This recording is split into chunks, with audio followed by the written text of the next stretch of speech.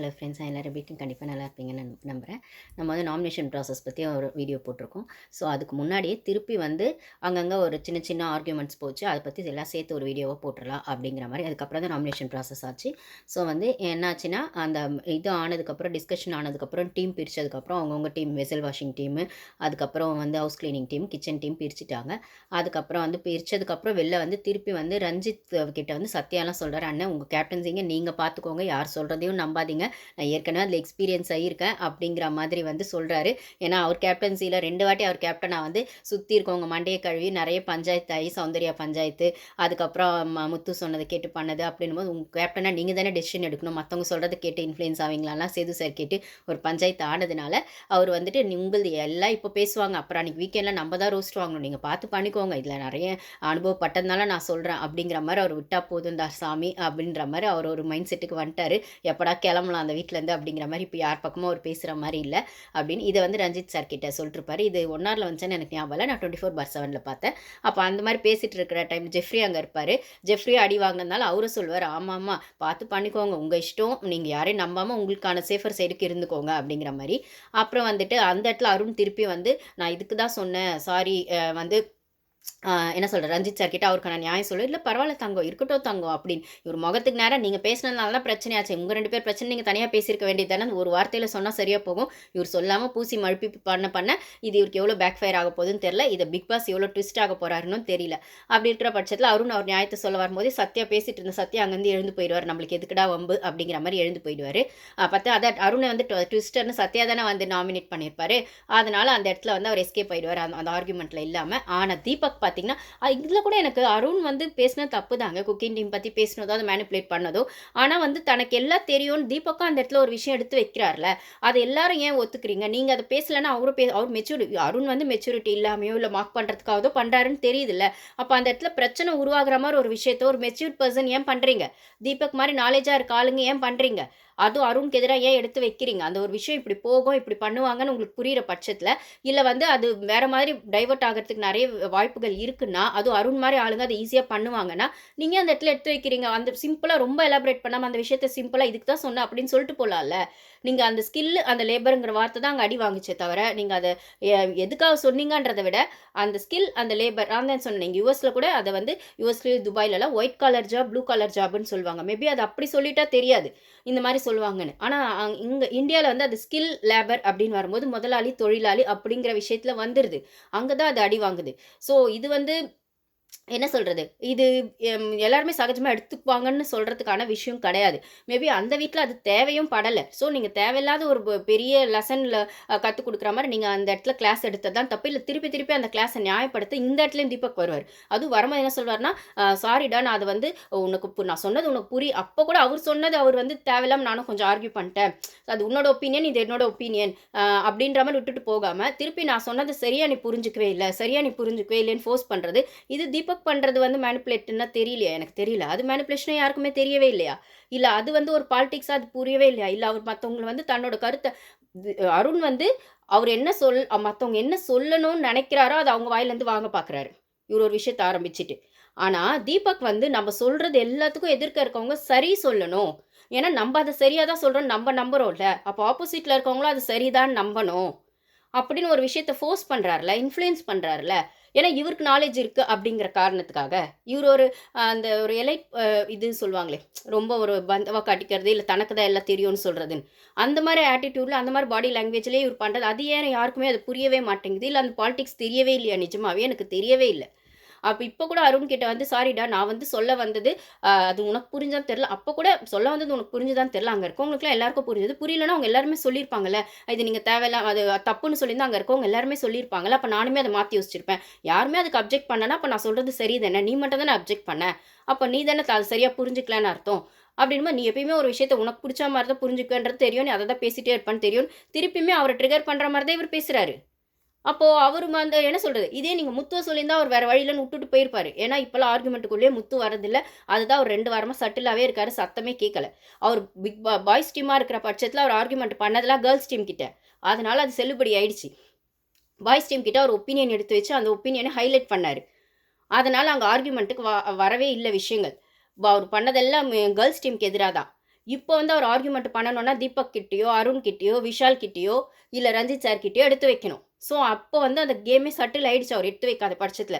இனிமேலாவது எடுத்து வைக்கணும் அப்படிங்கிறது தான் எங்க எல்லாரோட ஒப்பீனியன் முத்து. நீங்க கேம் ஆடணும்னா, நீங்க வாய்ஸ் அவுட் பண்றத வெறும் ஓப்பன் அதாவது என்ன சொல்றது, பப்ளிக்கா அந்த லிவிங் ஏரியால மட்டும் அத பண்ணாம, எந்த கான்ட்ரோவர்சி வந்தாலும் அங்க உங்களோட ஒப்பீனியன ஸ்ட்ராங்கா எடுத்து வைங்க.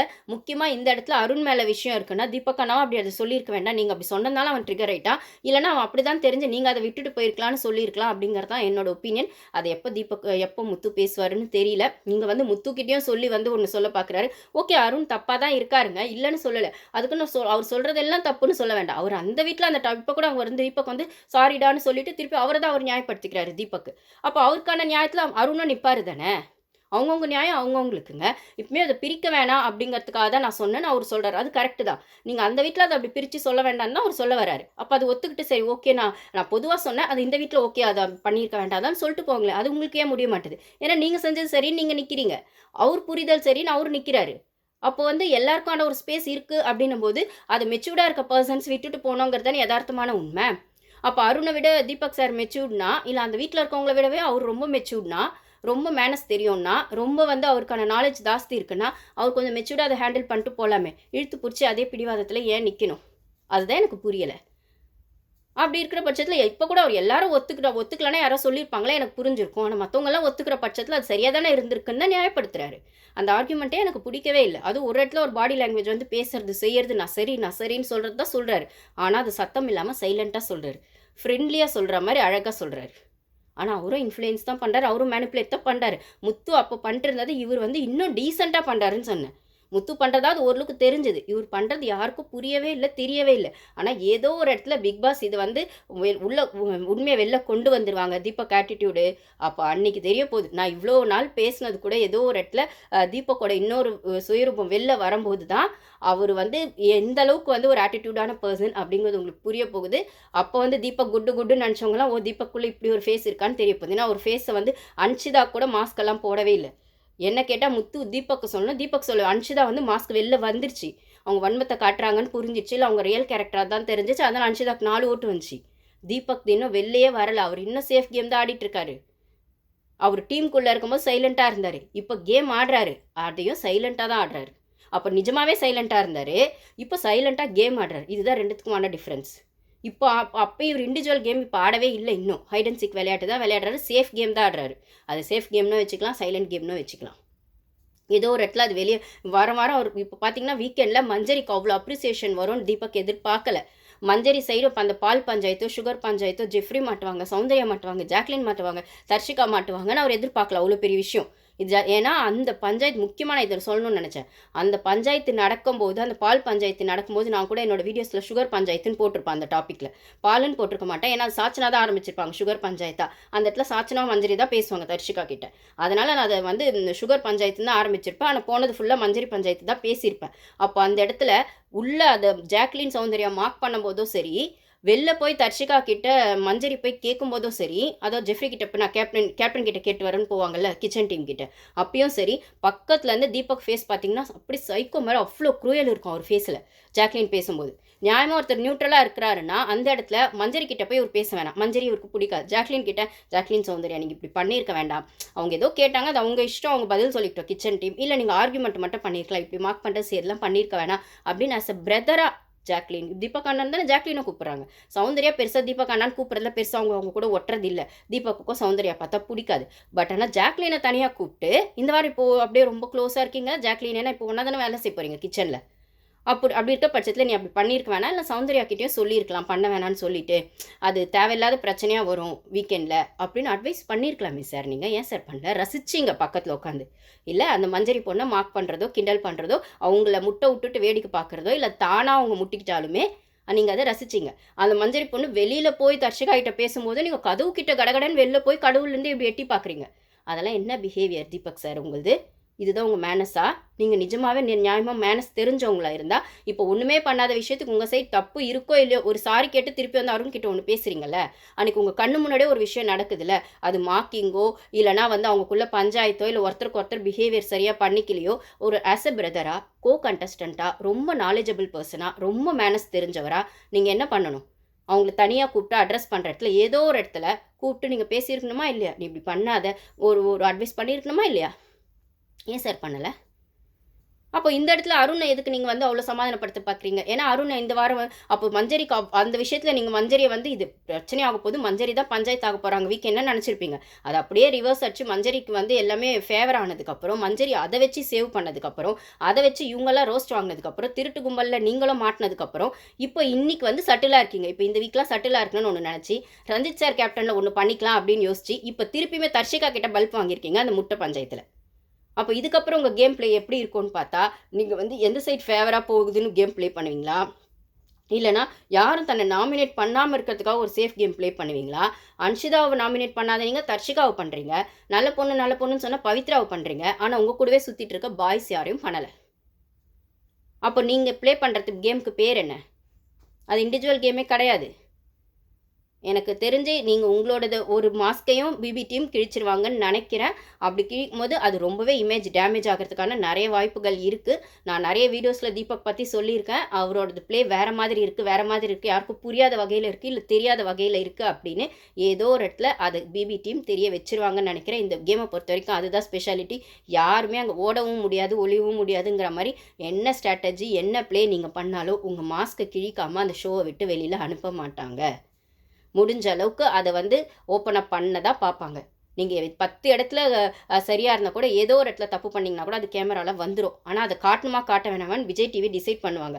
பட் ஆனால் கேமோட டஃப்னஸ் போக போக இன்னொரு 4 or 5 வீக்ஸில் இப்போ தீபக் வந்து தன் வாயாலேயே அந்த ஸ்கில் லேபருங்கிறத தானாக வளரிட்டார். இது இதோட நிற்க போகிறதில்ல, இது கண்டினியூ தான் ஆக போகுது. அது கண்டினியூ ஆகும்போது இவருக்கு பேக் ஃபயர் தான் ஆக போகுது. இதில் யார் யார் மாட்டுவாங்க, பஞ்சாயத்து ஆக போகுதுன்றது தெரியல. அது வீக்கெண்டில் நடக்குமா இல்லை அதுக்கு முன்னாடி வேறு ஏதாவது பஞ்சாயத்து இதை வச்சு வருமா அப்படின்றது தெரியல. இதை நான் ஏன் சொல்கிறேன்னா, நெக்ஸ்ட்டு 2 டேஸில் வீக்லி டாஸ்க்காக வரப்போகிறதும் மாஸ்டர் அண்ட் சர்வெண்ட் அப்படிங்கிற வகையில் ஒரு டாஸ்க் வரப்போகுது. அதாவது முதலாளி தொழிலாளி அப்படிங்கிற மாதிரி ஒரு டாஸ்க் வரப்போகுது அப்படிங்கிறாங்க. அப்போ வந்து திருப்பி மாஸ்டர் சர்வெண்ட் அப்படின்னு வரும்போது அந்த சுப்பீரியர் இன்ஃபீரியர்னு ஒன்று வரப்போகுது.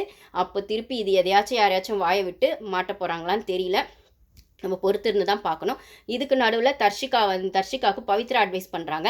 உன்னை வீக்கெண்டில் அவ்வளோ கேட்டதுக்கப்புறம் உனக்கு இப்போவுமே புரியல, அந்த ரவா லட்டு நீ விஷால் வந்து கிச்சன் டீமில் இல்லைன்னா செஞ்சிருப்பியா அப்படிலாம் கேட்கும்போது இவங்க ஒத்துக்க மாட்டாங்க. எப்பயுமே இவங்களுக்கான ஜஸ்டிஃபிகேஷன் தான் கொடுத்துட்ருக்காங்க.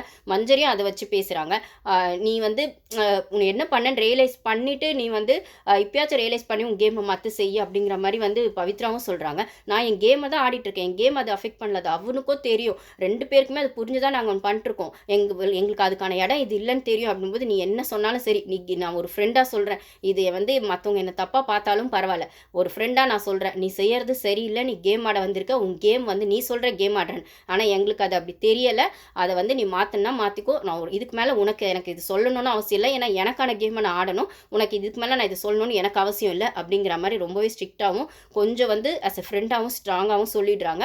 பட் ஆனால் இது தர்ஷிகா எப்படி எடுத்துப்பாங்கன்னு தெரியல. நிஜமாவே கேம் ஆடுவாங்களா இல்லை அவள் சொல்கிற ஜஸ்ட் லைக் தட் இக்னோர் பண்ணுவாங்களா, அவள் தானே சொன்னா அப்படின்னு தெரியல. பட் ஆனால் எனக்காக இல்லைனாலும் நீ சொன்னதுக்காகவாது நான் ஒன்று பண்ணுறேன், இதை எடுத்துக்கிறேன் அப்படின்னு சொல்லியிருக்காங்க. மேபி அதை எடுத்துக்கிட்டு பண்ணால் அவங்க கேம் இன்னும் ஸ்ட்ராங்காக போகிறதுக்கான வாய்ப்பு இருக்குது. ஆக்சுவலாக பார்த்தீங்கன்னா எலிமினேஷன் ப்ராசஸ் இந்த வாட்டி மிட்வீக் எவிக்ஷன் வேறு இருக்குது அப்படின்னு சொல்கிறாங்க. அப்படி பார்த்தா மிட்வீக் எவிக்ஷன், டபுள் எவிக்ஷன் சேர்த்து 3 பேர் வெளில போகிறாங்க. அந்த ட்விஸ்ட்டோ என்னன்றதை நம்ம வெயிட் பண்ணி தான் பார்க்கணும். ஸோ இது வந்து எஸ்கேப் ஆகணும்னா கண்டிப்பாக தர்ஷிகா ஏதோ ஒன்று பண்ணி தான் ஆகணும். இன்றைக்கி முட்டை எடுத்தது அதுக்கான ஃபஸ்ட்டு ஸ்டார்ட்டாக நம்ம பார்ப்போம். Thank you guys.